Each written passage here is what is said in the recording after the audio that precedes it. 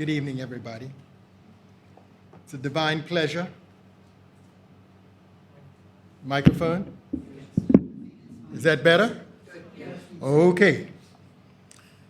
First, I'd like to give all honor and praises to the omnipotent, almighty, creative force, the dynamic force that created the universe and all of the diverse beings, plants, flora, stars that exist. And I'm going to use this word carefully. A God, or in Hebrew I would say Yahweh, that actually could create itself. Not only it could create itself. Now that's an awesome thing. So I am thankful for the privilege of being here today. And my name, as you can see, Eliyahtsoor Ben Aaharon. And I'm a member of the African Hebrew Israelites of Jerusalem. We're based in Dimona, Israel. We have jurisdictions in many places in Africa, as well as United States and the Caribbean. And I think it's one or two people down in Australia. We've kind of moved around a bit. Anyway, this is an environmental day, or 2023, and it has a very, very important topic, something we need to be very concerned about, and it's plastics, plastic pollution. Now, most of us have participated in this, in moving around in groups, maybe picking up bits of garbage, plastic garbage along the streets, or we'll go into the trees in our parks or in our neighborhoods, the gutters, the waterways, to do this and take it out. But it continually comes back there. And we've got to go to the root cause. Why is plastic important? If they know plastic is not biodegradable, meaning that it can't naturally go back in a reasonable amount of time to be recycled into the earth where it can be used again. I mean, if you cut up some vegetables, you can take the clippings of the vegetables, take it and put it in the soil, and the worms will eat those vegetables along with some of the rocks and provide minerals for the nematodes and other bacteria and viruses and animal forms that exist in the ground to feed the roots of plants. Do you know that plants, the big trees, actually, when they grow, they have little trees down the bottom that can't get the sunlight. So they actually can take the chlorophyll, transfer it in sugar form through the roots for the little plants. So there's a connection. People working together, plants work together. But man, we are stubborn. And a lot of us, and when I say a lot, I should say a little, there's a minute group who deliberately will defy natural order and convince us that plastic is good. Years ago, I remember my father had his first car. When he wanted to change a light, he just had to take off a little piece of glass and put a new bulb in. If you break the light on your car now, you might have to put the whole fender on with it. All made of plastic. Your bowls in your house were wooden, calabash or something else. That's what you used. Now it's plastic. But do you know that most plastics, once they go past approximately about 75 degrees Fahrenheit, not Celsius, Fahrenheit. So that's like about 18 degrees Celsius or something like that. It allows the plastics to filter into your food. And I'll give you an understanding. How many of you have bought a plastic bottle with spring water in? Put your hands up. All right. Have you left it in the sun and been back to try and drink some? And it tastes like plastic. So I rest my case. They know this. Why would someone have so little regard for your health that they would place good drinking water into something that's going to hurt you? And you can read and see that it has carcinogenic properties, properties that provide and kill you, that destroy your organs and give you cancer in all of its forms. Can I blame? Why does, listen to this term carefully now, plants.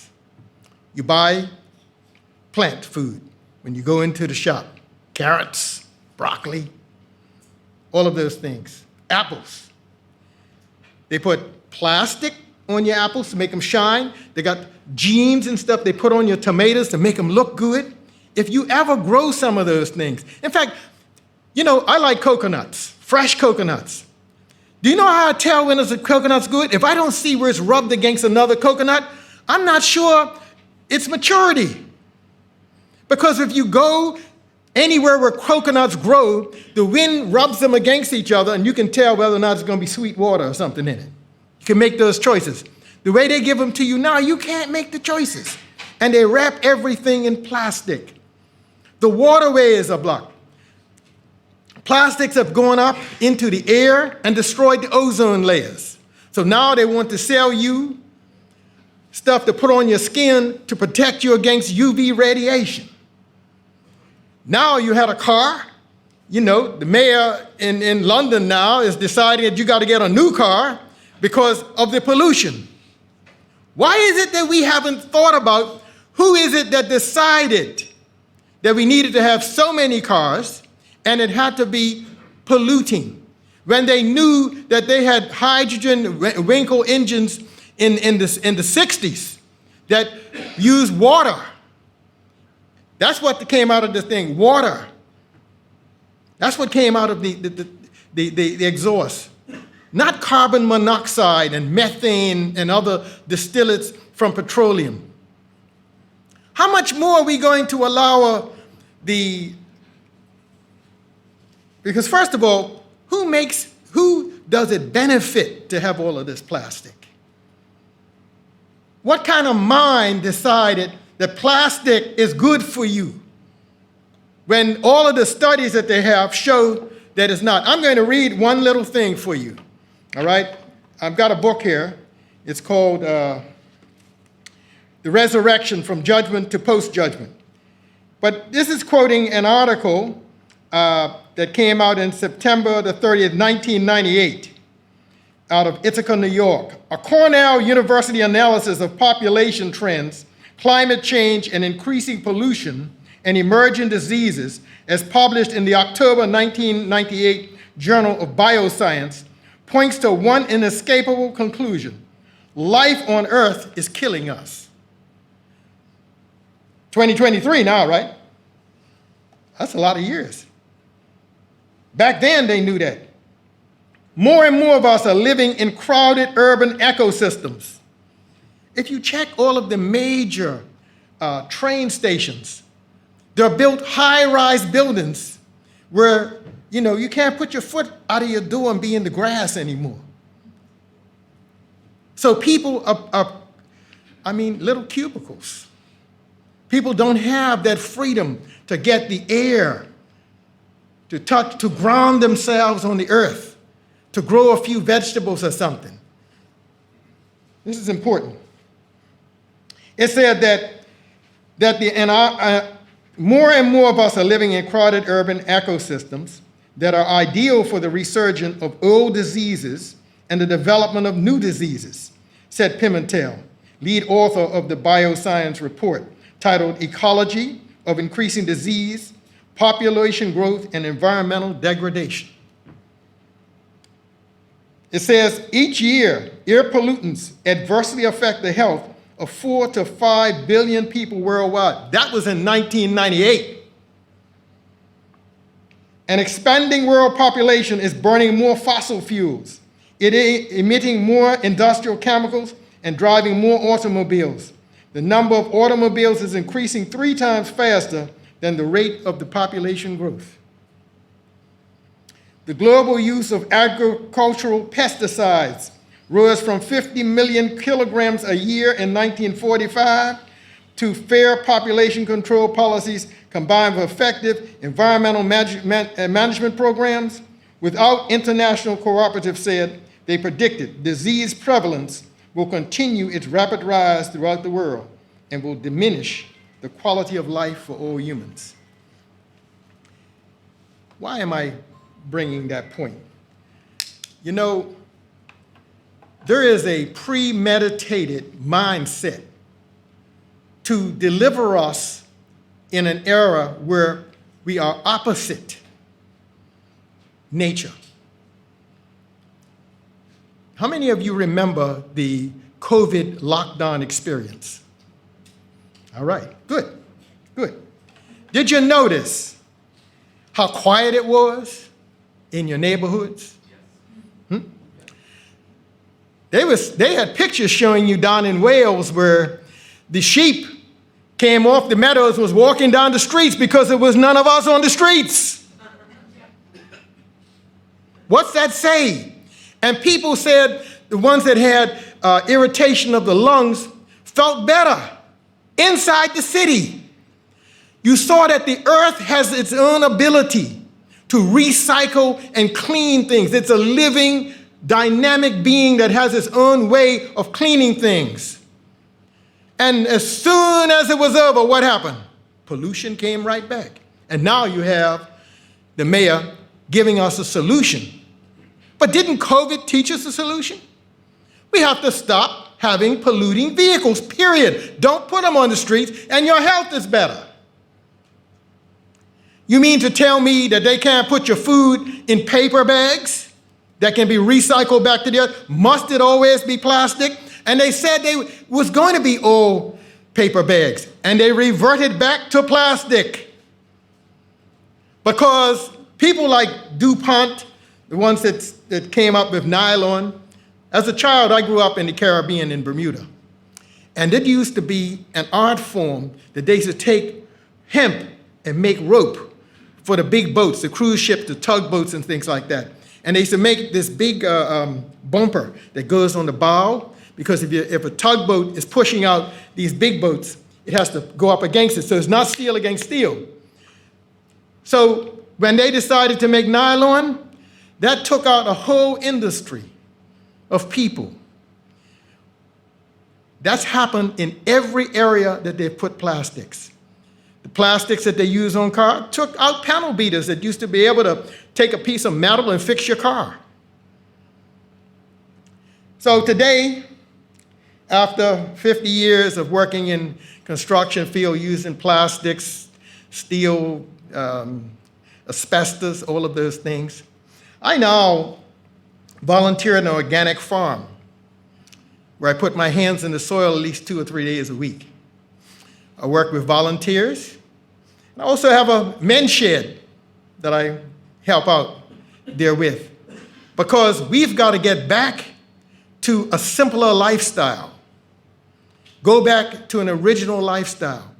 And I was just talking to Robin, and he was telling me that his mother is past 90. And I said to him, my mother died when she was past 90. I said, my grandmother died when she was past 90, and my great-grandmother died past 90. Well, I've had one brother that died at 60. I got a sister that died at 68. You know, I'm not going to tell you how old I am, but anyway. What I'm saying, that's how this was. Anyway, I'm going to ask the thing to put up something short. What's his name? Raymond. Raymond. Right, okay. Good, Raymond. Let's roll. All right. This is a poem, because if you're going to challenge, and I don't want you to support Just Against Oil and Extinction Rebellion. They're a bit, I'm into being an eco warrior, but that's not going to help you. That's just going to anger a lot of people that's got to get to work. But we've got to challenge those people that actually premeditated over all of these years, developed plastics from petroleum. What they had at that time was petroleum waste. They sent people to use their creative genius to find all of these things, not telling you how bad it was. Here is a poem. You can put the music to it. Let me do it like this. All right. Somebody said that it couldn't be done, but with a chuckle replied that maybe it couldn't, but he would be one who wouldn't say so till he had tried. So he buckled right in with the trace of a grin on his face. If he worried, he hid it. He started to sing as he tackled the thing that couldn't be done, and he did it. You can do the next slide. Somebody scoffed, "Oh, you'll never do that. At least no one ever has done it."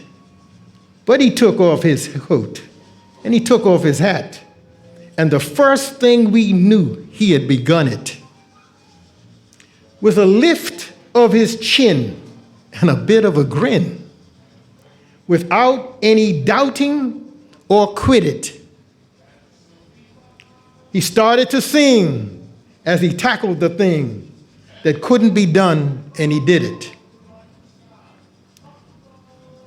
There are thousands to tell you it cannot be done. There are thousands to prophesy failure. There are thousands to point out to you one by one the dangers that wait to assail you. But just buckle in with a bit of a grin on this environmental day, and you're dealing with plastics. Just take off your coat and go for it. I know it's summertime, so you don't have your coat on. It's all right.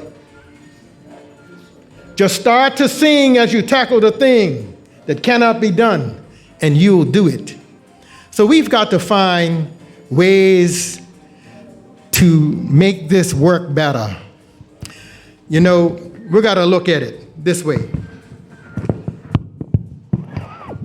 Do you agree that we should be building houses on floodplains? Where are the urban planners that would allow people to take where a natural river, when you have excess rain, it puts people out on the floodplain? They will let you build, or they'll let you build right beside a river. And when you build beside the river, because every year you hear people that's in the foothills of the Pennines and so forth are complaining that the bridges got knocked out. Water's coming into the houses 1, 2, 3 years in a row. Who decided that it even made sense to allow somebody to build in places like that? Folks that wanted to make some money off some housing. They didn't care about your safety or your personal security, because a home is a real important item for people. That's where you feel secure. That's where you relax. That's where you enjoy your family. That somebody allows you to build in those types of areas. They know where the floodplains are, but why? Why would they do that to you? Why would they do that to you? So I want you to think about that and think about creative approaches. And I don't want you to view going up against multinational corporations that don't even respect national boundaries, where they are doing things. You know, can you see, British Petroleum is considered a British company, right?